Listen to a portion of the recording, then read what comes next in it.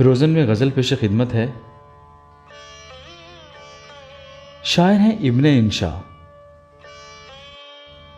कुछ कहने का वक्त नहीं ये, कुछ न कहो खामोश रहो। ऐ लोगो खामोश रहो, हाँ ऐ लोगो खामोश रहो। सच अच्छा है पर इसके जलों में जहर का एक प्याला भी है। पागल हो क्यों नाहक को सुकरात बनो, खामोश रहो।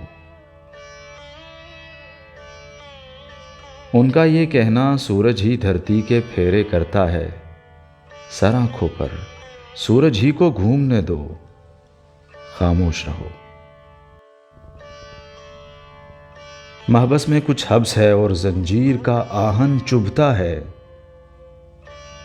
फिर सोचो, हाँ फिर सोचो, हाँ फिर सोचो, खामोश रहो। गर्म आंसू और ठंडी आहें, मन में क्या क्या मौसम हैं। इस बगिया के भेद न खोलो, सैर करो, खामोश रहो।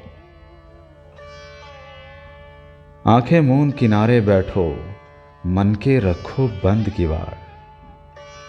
इंशा जी लो धागा लो और लब सी लो, खामोश रहो।